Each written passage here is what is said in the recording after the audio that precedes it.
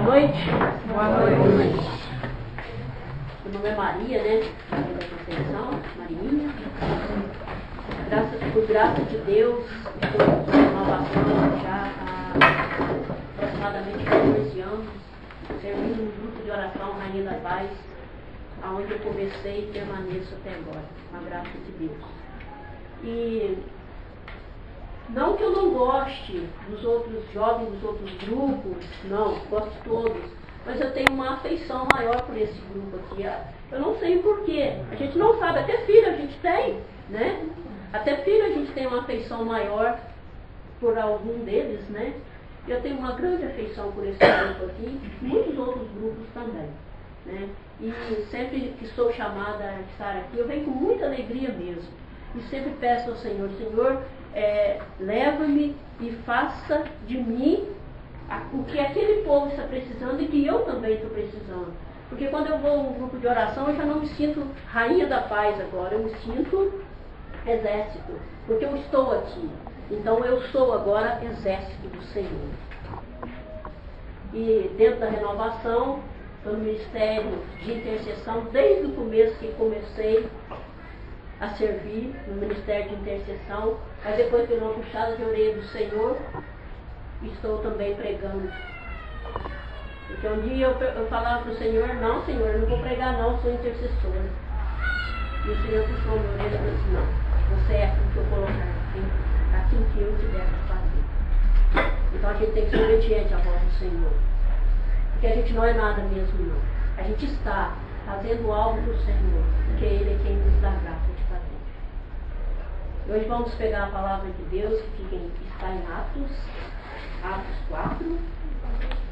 A gente vai dar uma puladinha, porque a leitura é um pouco longa, não vamos ler toda não. Eu não vou usar aqui não, porque apesar de estar de óculos, eu estou tendo dificuldade para enxergar. Né?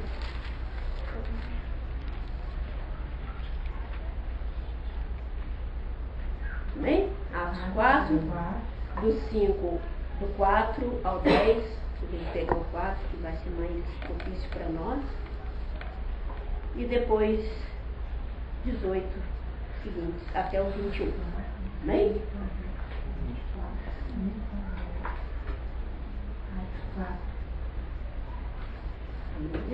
Atos 4, do 4 ao 10, depois do 18 ao 21.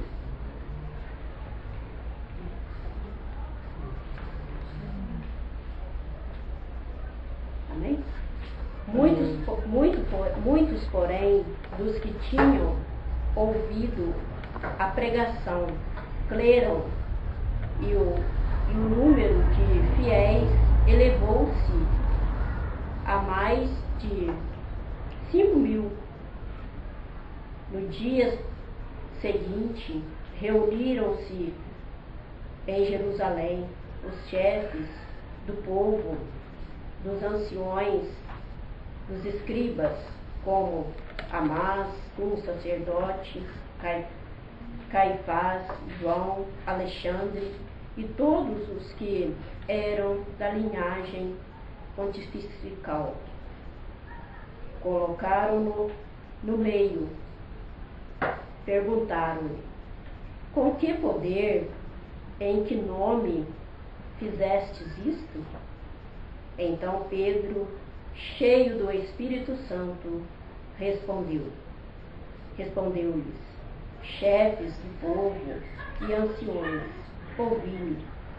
Se hoje somos interrogados a respeito do bem feito a um enfermo, e em que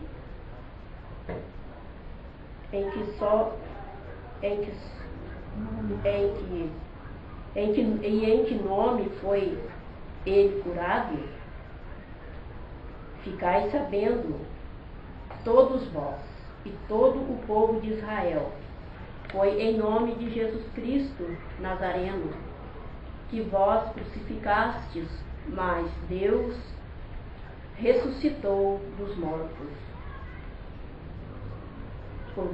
Porque é que esse homem É por que esse homem se acha são e em pé diante de vós. 18. Chamaram-nos e ordenaram-lhes, sinal que absolutamente não falassem em nome e ensinassem em nome de Jesus. Respondeu-lhes Pedro e João: julgais vós mesmo que se é justo diante de Deus obedecermos a vós mais do que a Deus? Não podemos deixar de falar das coisas que temos vistos, ouvido. Eles então ameaçaram-nos de novo. Soltaram-nos, não achando pretexto para os castigar, por causa do povo, porque todos glorificavam a Deus pelo que tinha acontecido. Palavra do Senhor. Graças a Deus. Nós sabemos que o povo de Deus sempre foi perseguido. Aquele que se destinou a caminhar com Deus sempre foi perseguido.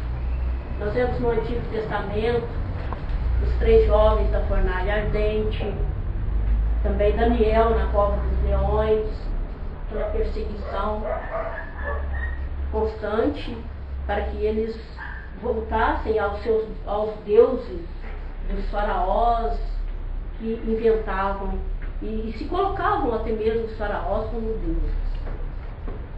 Mas Deus sempre interviu. Deus sempre está próximo do povo dele. Deus jamais deixa o seu povo desamparado. E Deus sempre enviava a sua ajuda através dos seus anjos para proteger, através da sua própria palavra, que ele exortava as pessoas para fugirem dos lugares, para não praticarem certas coisas. E também nessa passagem que nós vemos uma grande perseguição. E por que essa perseguição?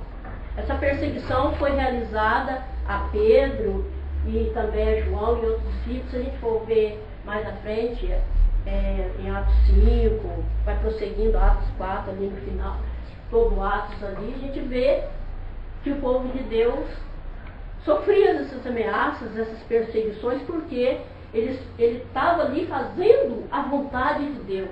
Eles estavam ali proclamando a vontade de Deus. E naquela pregação que Pedro fez, ele conseguiu conquistar muitas pessoas. Porque as pessoas viram e ouviram. A palavra moveu o coração e também houve um milagre naquele momento. Então os sumos sacerdotes, os escribas, eles ficaram com muita raiva, porque aqueles homens estavam conquistando. Mais de 5.000 pessoas ali estavam conquistadas pelas palavras daquele homem que era um homem rude, e eles ficaram, a gente for ver a palavra, eles ficaram indignados porque nem estudo eles tinham, eram homens rudes. Mas a graça de Deus acontecia na hora que eles colocavam-se à disposição de Deus.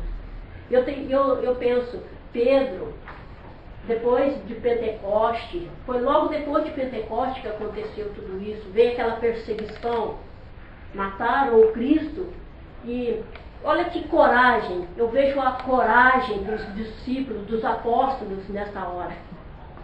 Por que essa coragem? Por que esse desempenho que eles tiveram em enfrentar os sumos sacerdotes, os saduceus, toda aquela corja ali que tramavam contra eles, querendo calar a boca daqueles homens. Por que essa coragem? De onde vinha essa coragem? A palavra diz: Pedro, cheio do Espírito Santo.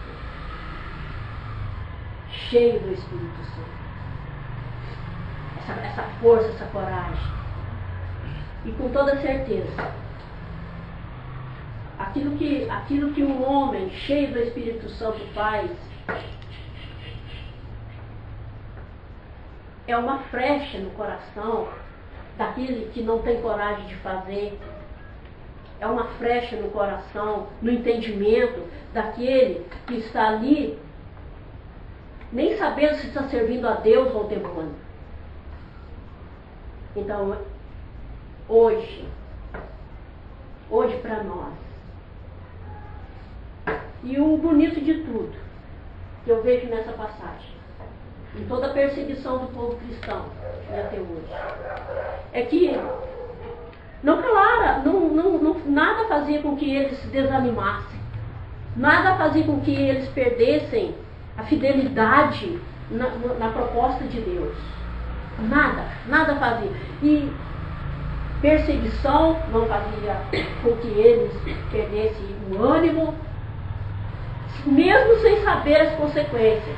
Nós vemos no Antigo Testamento que o Senhor enviou seus anjos e Daniel e nem os 3 jovens da fornalha ardente faleceram, foram queimados e nem devorados pelo leão.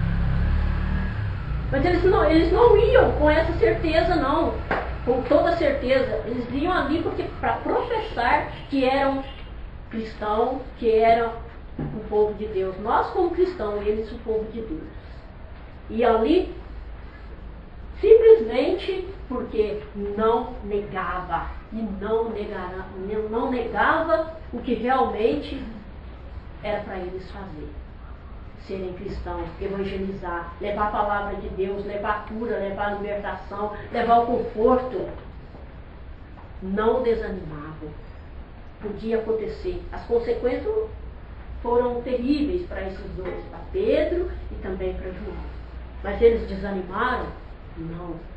Não desanimaram. Homens fortes, creio que mulheres também, que muitas pessoas morreram.